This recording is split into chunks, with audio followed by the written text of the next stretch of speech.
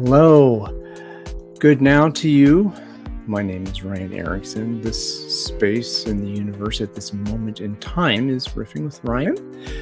And today on the show, on this theme of This is an Agile Coach, I have a friend that I have found on the LinkedIn sphere a couple of years ago. We've had several fantastic conversations, and he is a deep thinker and very interesting talker. I almost never know what he's going to say. Guy Maslen, I'm going to bring to the stage now and say hello, Guy. Hello, I'm Guy. You are the guy, the one and only guy that I know. So this space and this time, as I've said, is about the question of the moment for folks about Agile coaching. And so before we get into that question, I would love to hear you say a bit about what is your relationship to this profession of Agile coaching, and why do you care about it? And then we'll go into the question of the day. What is my relationship with Agile coaching? It's kind of interesting. I'm accidentally in software and accidentally in agility, starting off as a geophysicist and then moving into a technical product and so forth. And one day, one of the developers came forward and said, there's this Agile thing. And I think I've been talking to some people, and I think we need to start thinking about this because it sounds like it's going to solve some of the problems that we're facing in our small team. And that was the start, right? And we started bootstrapping our way into agility in the same way we were bootstrapping our way into business and marketing and sales and all these other topics, and really creating that kind of learning organization dynamic. And I guess that's kind of framed for me the Agile coaching thing, which came along a bit later. And I guess my core encounter with that was really in a safe environment, so Scaled Agile Framework, which has the formal role of Agile coach, and working with some really experienced Agile coaches in that domain. And that's kind of shaped my thinking around it, I guess. That makes sense. All right. Makes total sense. Of course it does. And if it doesn't make sense to anyone else other than you, who cares? Who cares? That's true. So the time is now. The time is right for. You're going to get that off. Guy, what is an Agile coach?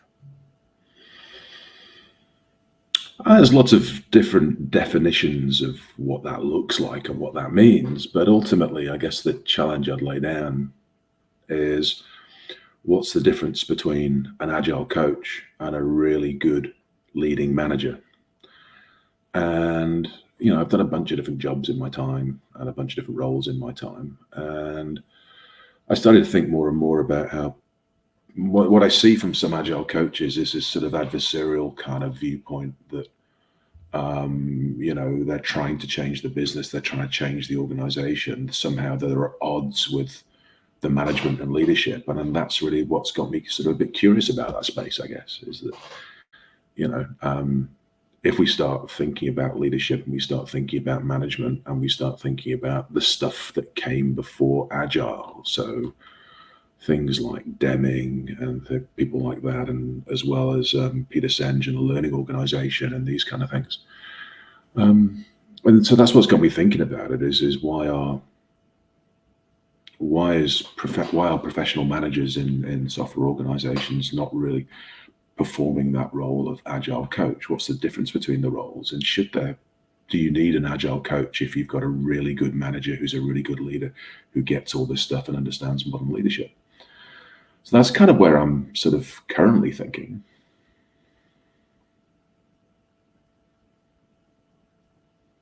All right. Here's the current thinking. We'll cut that off in my analog chop there. So I love that you started off with the adversarial stance, or that that my job is, I think my job is to change the organization, the everything around being outside. And there's a bit of, well, were you asked to do that? Was that your mandate, or was that the charge that was put to you? And I'm venture to say it's often no, it's not. 100%. I mean, Do I you think, see? You mentioned you see the adversary. Is that what you're talking about? yeah, absolutely. I think, having done some of the ICF coaching stuff, right? Coaching is permission based, right?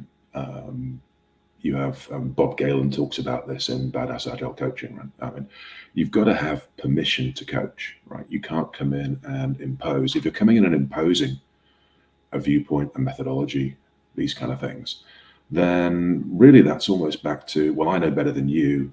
I'm right, you're wrong. And we're sort of on a sliding scale there, back to kind of the Deming kind of view, the industrial age kind of view of what a manager is, which is, I'm right, you're wrong. I'm going to tell you how to do this. You're too stupid to understand. And doing that in a professional space, in a professional knowledge management space, as David Marquette talks about this stuff as well, right? Isn't great. And so it's about that shifting paradigm. I mean, are we invited in to coach? Do we have permission to coach? At a team level, maybe, right? And we can build that psychological safety. We can build that trust. We can ask questions, and we can move them forward, move people forward, and help them to embrace, I guess, ideas, theories, models that will improve the quality of their work and their effectiveness as a team. But do we have that invitation from the wider business? It's a really good question.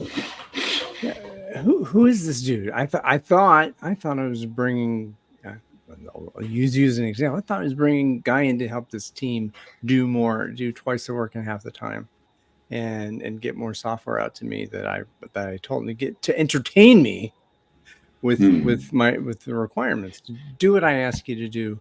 Don't do more. Why are you trying to challenge me? What are you asking me, and why? I didn't ask for that.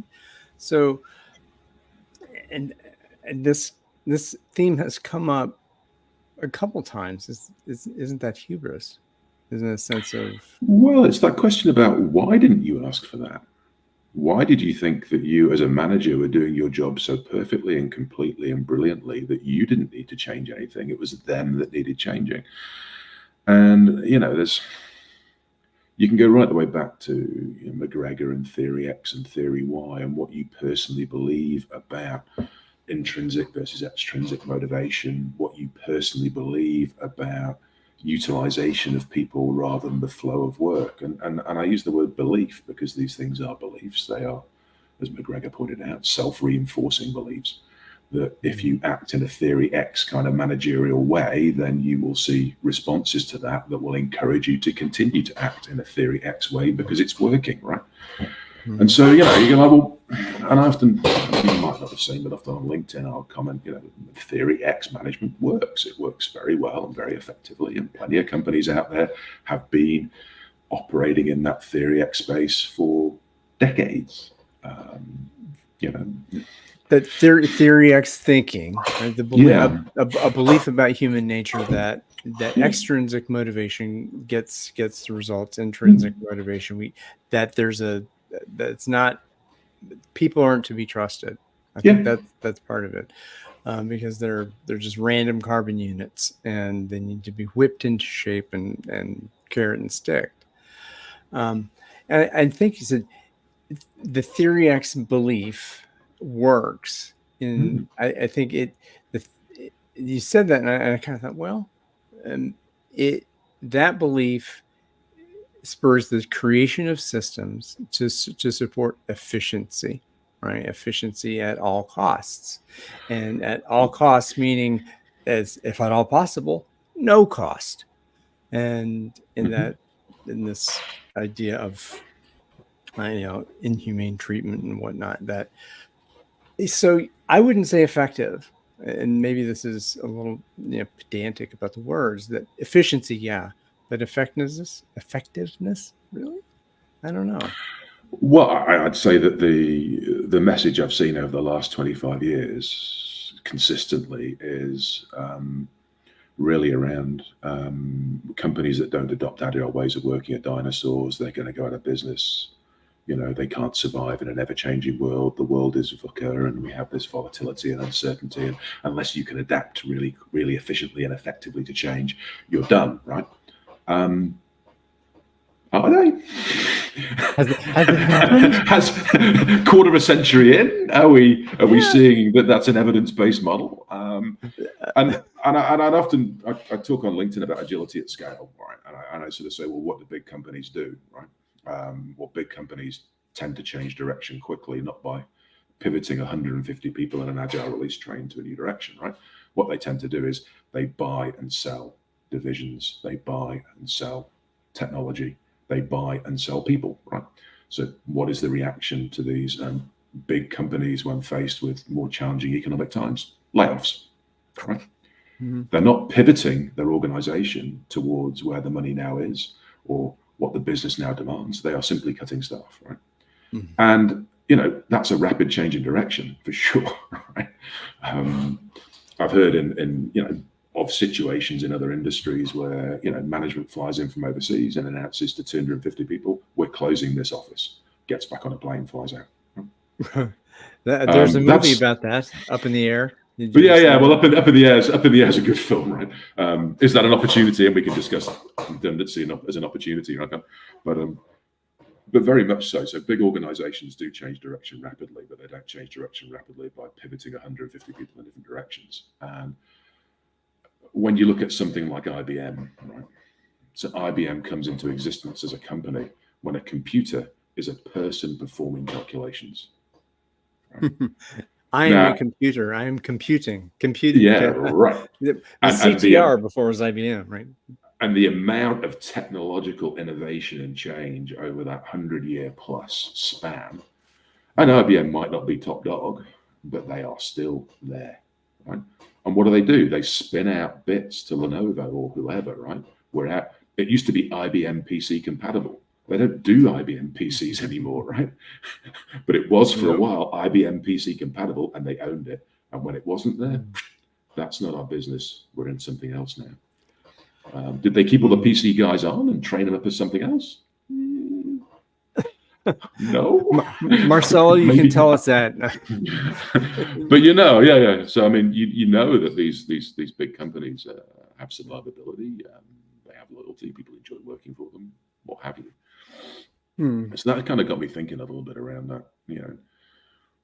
Are there organizations that you're trying to change which are not going to change because those organizations are not endeavoring to be particularly lean or particularly agile in the first place? That's one kind of line on it.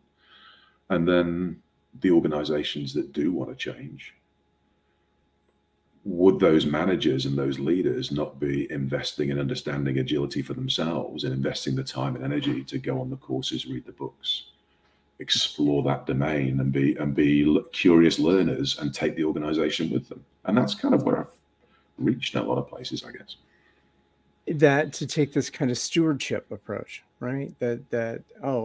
I'm responsible. I'm a citizen of this organization, and I care about it. And as I have risen to this level of authority that I have to have an impact on others, then if agile software development is a way to do that, well, okay, great. I'll endeavor to learn that those tools and those tips and tricks, and we can but even putting that wrapper around it that says agile software development, right? You see people talking about the challenges with transforming the organization more widely. And does agile software development merely preserve the existence of the business and IT as separate silos, right? If we think about it in those terms. And again, it's all that kind of stuff, right? It's like what kind of organization wants to shape and change direction and why? Then that's the basis of this conversation. Well, that where this came out of was a feeling among a certain cadre of agile coaches that it had been hijacked, right? That the profession, such as it was, had been driven into this non-technical way, where there's the marshmallow game, the penny game, and doing paper airplanes and all the stickies and post-its and all the meetings and the stuff in that where this started was, in XP coaches, and was in teams delivering iterative software and responding to requirements because you were death marching all the time. And in 2000, around 2001, now we were standing up. We're saying this is the revolution, that no more death marches. So in order to stop the death marches, these things happen. And still in that document, but technical excellence, right? The technical excellence enables agility. And that's where the manifesto, the MASD, it doesn't necessarily fall apart, but it's hard to stretch it, that from technical excellence into what exactly. So and then I wouldn't know if you'd say fundamentalists, but the idea that in order to do this work and to be called an agile coach, you have to have work domain expertise in software development in some way, right? And if you don't have that, then you may be a professional. You may be excellent at what you do, and in asking the powerful questions and focusing in on the human factors, but that's something else. That's really a different profession. That is a point of view, and I'm wondering if that's the frame. It didn't sound like that was your frame when you came. Well, remember my introduction. I was managing a small software team, and one of the developers came to me and said, I think we're in a bit of trouble in terms of how we're working. We should probably start looking at these agile approaches. Okay? Developer-led, right? Mm-hmm. Coming from a pain point from the developer. Right? I'm not a developer. Right? At that point, I was a technical expert in a particular field, leading the team, line management. Right? I got two choices there. I can either turn around and say, no, we're going to carry on doing what we're doing. Or I can say, yeah, let's look at this stuff. And of course, we got it horrendously wrong at first, and we were still a little bit theory X oriented and a lot of the bad stuff, right? But the key thing for me was that if you're a manager, a leader, and a developer comes up to you and says, we should look at this, then what do you say, right? Do you turn around and say, no, that's novelty, we should crush it, right? Do you turn around and say, well, that's challenging my authority as a leader, that's challenging my certainty of my direction, and I should ignore it? Or do you actually say, yeah, I hear you, let's look at this, right? And then you go, agility was developer-led, right? It wasn't management-led. Yeah. And, so do you need, if we start looking at that, if you want to, everybody comes from their own background, and you sort of go, well, my approach into this stuff wasn't as a technical developer, but it was someone who'd been around software and computers and technology for my entire professional career, and bleeding edge software technology and innovation and these kinds. And an engineering discipline also, that to be able to. Oh, science-based discipline for sure, right? But not professional managerialism, or MBA-led type stuff. And we had to learn a lot of management type stuff on the way. But again, it's that thing about, when there's an agile transformation or the need to move towards agility, what's actually the barrier in there that requires an agile coach to come in and lift it out of the way, right?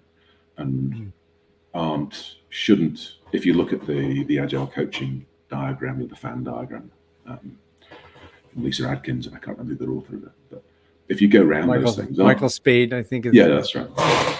If you go around that and you sort of say, well, what would a good manager look like? Is there anything on there that a good manager wouldn't have? Are we actually just talking about how management and leadership training and management training in organization works? Are we talking about how professional development in those organizations work? Are we trying to backfill an absence of investment in professional development and training by scattering people into the organization and hoping that they can provide all those things for us, and why are the leadership of the organization not in a position to do that? So these are kind of doing myself out of jobs here, but this is kind of my kind of question is, if you don't have a active professional development for your leadership in place, and you're not actually actively exploring these kinds of ideas, then will the change agent be able to make change? You're abdicating your responsibility, and you're neglecting the conference of authority to you.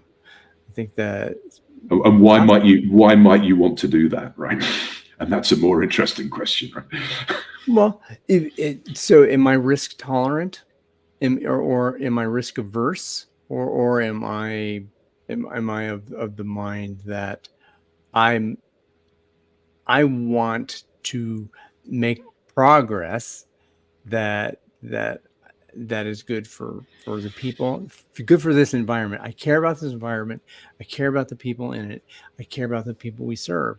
Why would I not want to do that better? And if developing software iteratively and adaptively, in a sense of having some slack in the system and having some time for innovation and breathing, what could be, what's so bad about peace, love, and understanding, man? So I think that the distinction you also bring in is that, what is the distinction between a great agile coach and a great manager? I would say the difference is that they have no authority. That their their authority is informal exclusively, and that there's a lack of respect for that informal authority in some places. And potentially, but then you come to someone like, potentially, because you come to someone like David Marquette, right, commander of a nuclear submarine, formal authority, complete formal authority, but realizing in his situation, in his circumstance, the formal authority and execution directively of that formal authority was not actually going to serve his purpose, right? So that's in turn the ship around, and language, leadership is language, and he riffs on both these sort of ideas, right? And so, and that's about his exposure to a situation, I guess, where everything he thought and understood about wielding authority was not going to work. And so he had to adapt into a new position. And so, can you get change unless there's a driver, a threat to the organism, to the person, to the individual, a risk? Can you get people to shift from a theory X, we cannot trust you, I am a manager, I am right, my way, I'm confident, I'm in charge, to the manager being vulnerable? Without vulnerability, there's not going to be any trust. Without trust, you're not going to move into that theory Y kind of space, right? The other place where this has been explored, and frankly, is really in the health and safety industry, and where that's gone towards, and why. A lot of the thinking that we see, Amy Edmondson's thinking around psychological safety was in the medical profession. There's an actual high risk of, people dying rather than there could be more high stakes. Let's call it high stakes, right? HSE is high stakes, and in some industries, HSE is high stakes. In other industries, it's paper cuts, right? Organizations that tend to be exposed to genuine risk are those organizations more adapting towards the way in which you are intrinsically vulnerable as a line manager, with accountability for accidents that take place, for people dying, this kind of thing. And yet you are not out there continuously micromanaging your people in the field, right? So you have to be trusting of those individuals to do the right thing, and you have to build an environment where those individuals will do the right thing, because you are vulnerable in that position, because you are accountable if things go wrong. And then this gets into this stuff here about the idea of vertical accountability, and that we here doing the work are accountable to you, who are accountable to you, who are accountable to you, as opposed to a work group who is accountable to each other and to high standards And again, this takes a level of Yeah. maturity, respect, and vulnerability, and that you're not going to go with 5 kazoo players and try and play Beethoven's Fifth, but you are respectful of each other's mastery. And I think the accountability structure, there's some assumptions there that, oh, I am accountable. I'm the only person accountable, and I am accountable for everything that these 10, 15, 20, or however much the span of control is. I have span of control over 15 to 20 Mm. people, and I'm on the hook, right? And that, I think that's worth thinking about. Is that really is how healthy is that for that one person to be on the hook for that many people, and how many of those in the ensemble, right, um, could be helpful to that, to release that burden, and also at the same time to grow themselves in capability and capacity. Yeah, oh, It, 100%. But that's the sort of dichotomy we've got here, right? So you yeah, kind of look at Ron Westrom's definition of generative organizations, which the DevOps movement's latched onto, but also I kind of look at Patrick Hudson's stuff on that as well, around in safety culture theory and practice. And mm, what he identifies is this idea that a generative team is continuously raising the bar on their own professional standards. So they see the standard as the minimum baseline, and yeah, they raise the bar. yeah, Now, Gilbert Anoka, the All Blacks coach, the All Blacks mental skills coach, and you can look him up, there's tons of stuff online. He talks about raising the bar to create a gap and coaching into the gap. And the mm, example he gives is walking into the All Blacks and saying something like, "So, what's your guys' goal?" And they say, "We want to win the Rugby World Cup." And he said, "Oh, okay. Is there a reason you don't want to be known as the greatest All Blacks team ever in all history?" Now, of course, he's in a room full of hyper competitive professional athletes, right? But he yeah, and that, raises the bar, immediately raises the bar on them and challenges them to go, yeah, being best in the world now, that's cool, right? But yeah. what's Or better are than you best of all time? Well, and also think about this.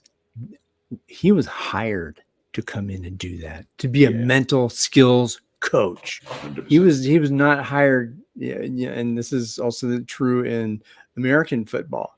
That you have a running backs coach, have an offensive line coach, position coaches who have expertise in that area, who are hired to do that by director of football operations and all this kind of stuff. That that whole organization is hired for the purpose of helping that team excel and to get the best out of themselves. Now, let's say there's all sorts of command and control, toxic dynamics around there, but if you're hired to raise the bar for folks, then they know it, you know it, the management knows it, and and that I think is a key complaint of the folks who are bringing this issue forth in the profession, that it, you weren't hired to be an HR person. You have a fiduciary responsibility to help this team develop a product that increases the distance between revenue and costs. And in general, if you're hired to provide the human factors, well, that's a whole other thing. And that implies that the management, and the hiring managers know and understand that that's important, and that they're filling in a gap for software developers, engineers, that they need a different kind of flow facilitation and that stuff. But you know, why hire an agile coach? You know, which before you answer that question, we will do that after the next question, which, oh crap, I didn't do the whole thing, but this is just me. So, okay, before we go to the next bit, in this profession, in your profession where you are, what is a dangerous conversation that you want to have happen that isn't happening now or has never happened?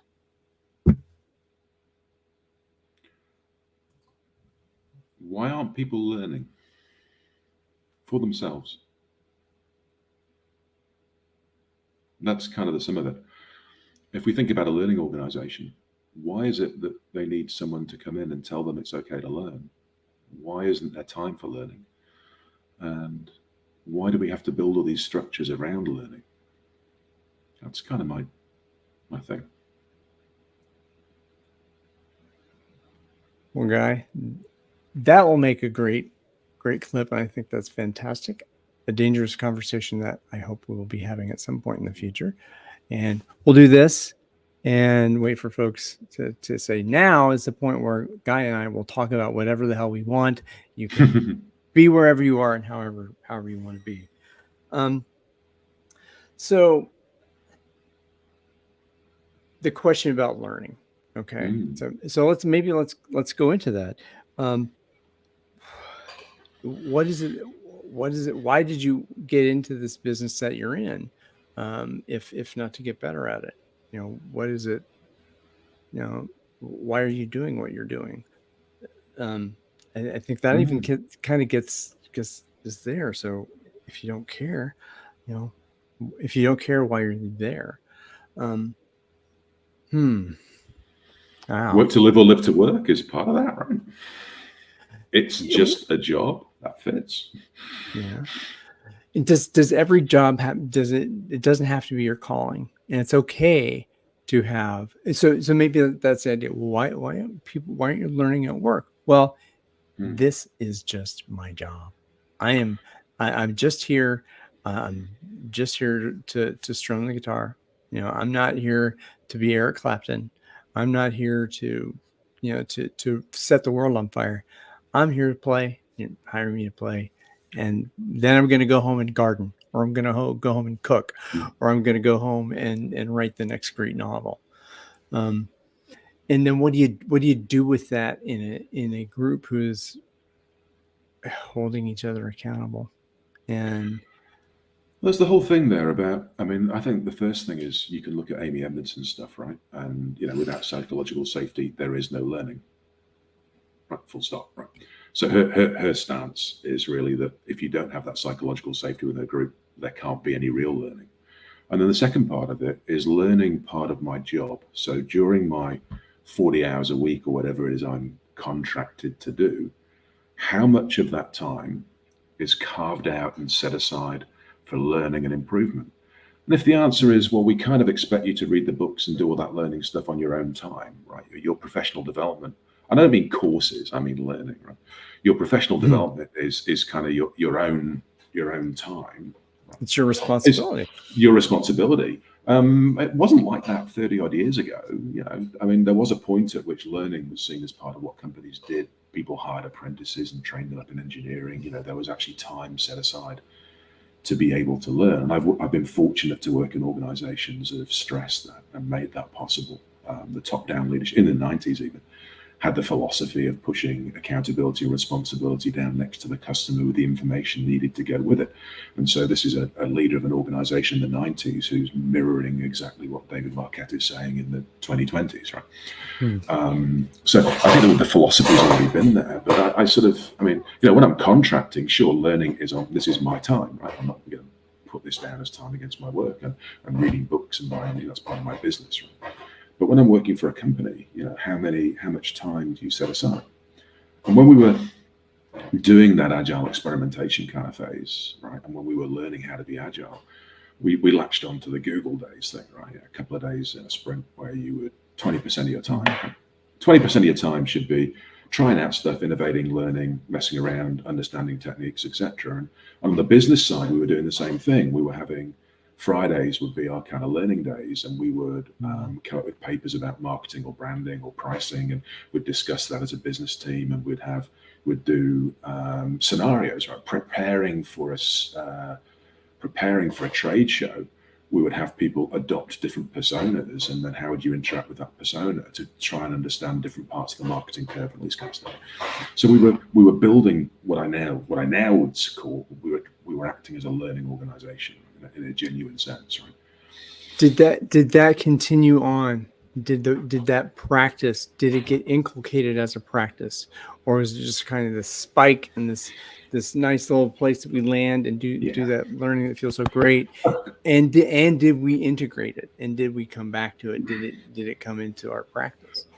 Well, that wasn't kind of how my career developed. I went on to run a larger group with about 50 people in, but still had that same philosophy. And so, the architect of that group was running a book club where they were going through the DevOps handbook, for example, right? Yeah. And taking the time to do that, and taking the time to bring other IT guys through with the DevOps handbook, working through what those processes were and working on that individual's interaction side. Because, the processes and tools are important, but the individuals and interactions are more important, right?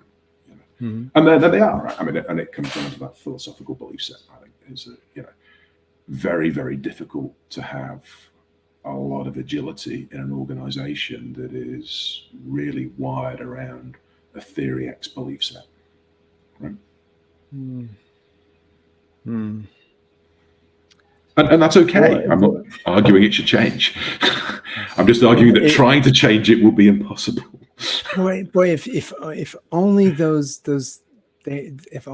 folks believe what I believe, and I'm here to bring them the agile mindset, right? That's kind of back to one of our earlier discussions. Enjoy that, right? If that's what you like, but you're intrinsically coming into an adversarial relationship with someone who doesn't share your beliefs about work. You're imposing it upon them. It's like you're thinking wrong, sir, ma'am, person. Boy, that just, it all comes back to that arrogance and hubris, that I didn't hire you to tell me I was an idiot.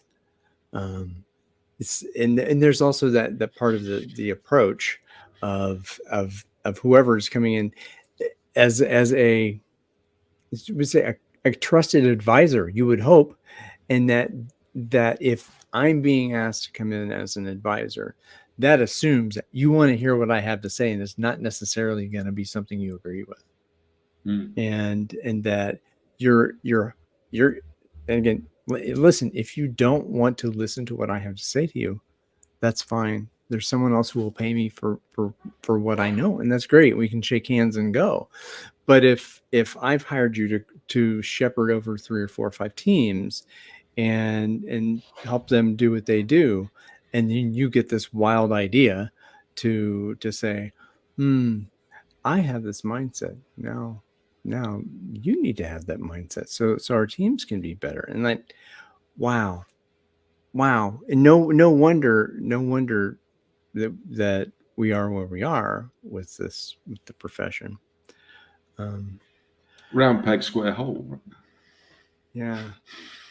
There was an image that came to me when earlier when we were talking about this, is that so how many companies have in this last 25 years have this transformation that was on offer? Has it happened? Because when back in 2003, I got in my mind that the end is nigh. The end is nigh. They're holding on the signs and and it hasn't happened yet. So I mean, and yeah, so that's one of the reasons why I kind of like a lot of the stuff that David Anderson and co talk about in the Kanban method, because they don't turn around and say, well, what you've got to do, right, is create a complete shift of your entire cultural web in a big bang. You've got to change the organizational structure. You've got to change the rituals and routines, the power structure, the control systems. Every leader's got to talk a new narrative and work in a new way. You've got to change all of that. I can't remember what the other one is, but the symbols, right? You've got to throw out your Gantt charts, bring in your Kanban boards. You've got to do all that in a big bang, otherwise you're failing, right?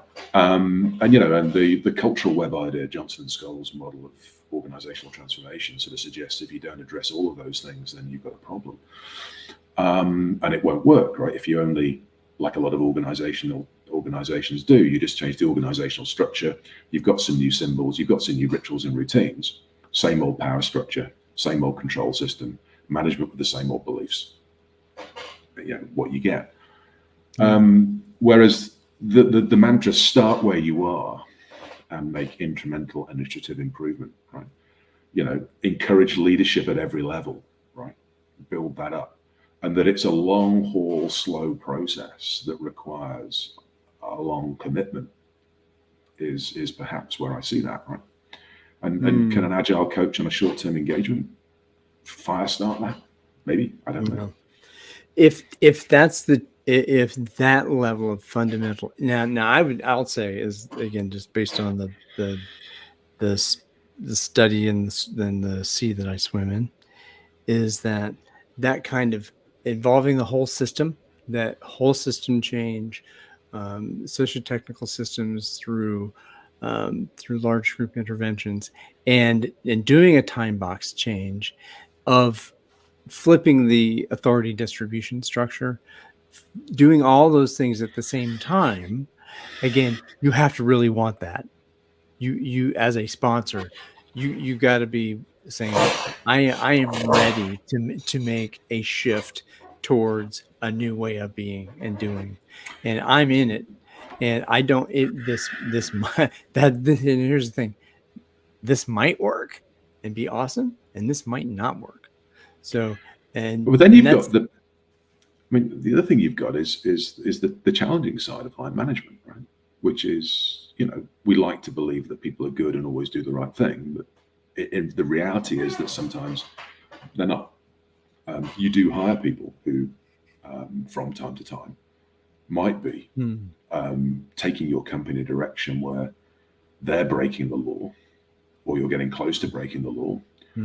And these things do happen. Employment court disputes happen. There is racism, there is sexism, there is bullying, there is those kind of things, right? There is also, all manner of reasons that underpin that. But at the same time, as a line manager, you might not directly encounter those all the time, but you do. And as the agile coach, just doing the nice part, right? And then when there's when they need a bad cop, right? Because you need to actually get somebody out of the organization for whatever reason. When there is a bad cop situation, you sliding that across to the existing structure. Is that okay? Well, I mean, it comes down to who's got authority to do what. Who is authorized to do the hiring? Who is authorized within, not only within the legal constraints, of the jurisdiction, that, again, we have employment laws and compliance laws and that. But if individuals, then this is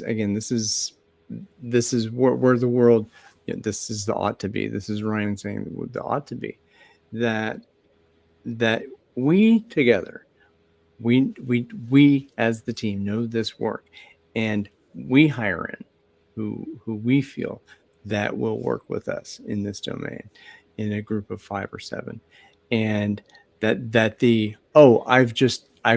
got to recruit from wherever, and they're just parachuted into this team, and I have no idea. I have never spoken with them at all, and maybe there's something nefarious there. I don't know, but I think if the hiring authority, hire fire authority, is also at the coal face or at the point of work, then wouldn't that be generative of deeper relationships, and that bad actor factor, wouldn't that become more visible sooner, I think? Yeah, but then you get into the whole, how do you know, right? Are you such a superb interviewer, and is your interview questions so brilliantly honed that you can actually identify people who are strong in, let's say, the dark triad of psychology type stuff, or you can pick out the person who's going to find themselves under pressure financially, or what kind of screening are you actually doing? And of course, there are organizations that do very deep screening because they want to make sure that people cannot be exposed to things that might lead them to act against the organization's interests, right? But most organizations, a few interviews and a few discussions, and can people get through those and fake their way through it and get into an organization and even conceal who they are for several years? Well, sure. I mean, why not, right? And so you sort of get into that. You still have to be. There still needs to be an alignment with employment law, with financial laws, with the external governance that's placed there. And these things are blame based. They are win lose. You go to court and you win or you lose, or you have a settlement or whatever it is. Right? Someone is found to be at fault, and so we can operate as much as we can inside that kind of safe bubble. But there is a point at which there is the external pressures on the organisation are blame oriented. Right? Who is to blame in this situation? Who is right? Who is wrong? And that wider operating model just create those kind of challenges, right?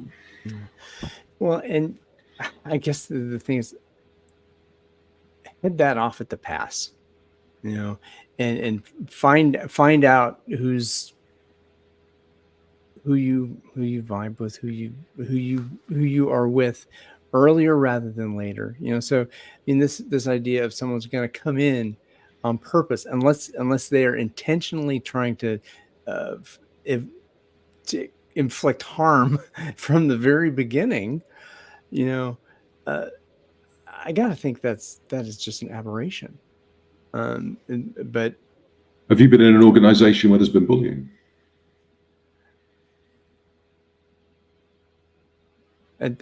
You got to define that. How do you define bullying? Then you get into the codes of conduct, don't you? Well, where I live and work, there is a legal definition of what bullying is, right? As part of employee behavior, that's an external definition of what harassment and bullying looks like. Right?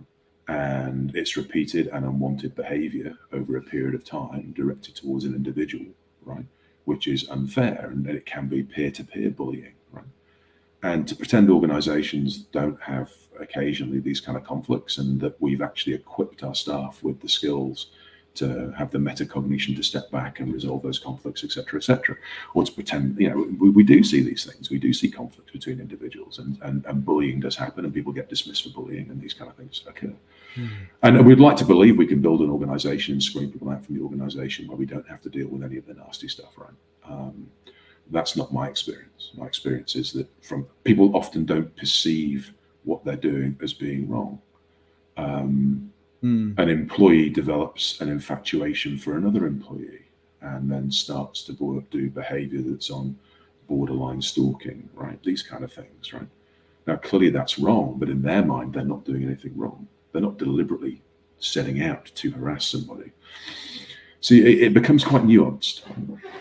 And I think this is all about what are the responsibilities of citizenship for an employee in the organization, right? Is it that now if I observe something, I need to call in John Q. Law to do something about it, or have we bonded enough as a social group to have conflict and have that conflict be generative of better results, and have that, and to be able to work through that. Now this takes maturity, this takes adult behavior, this takes coming to agreement on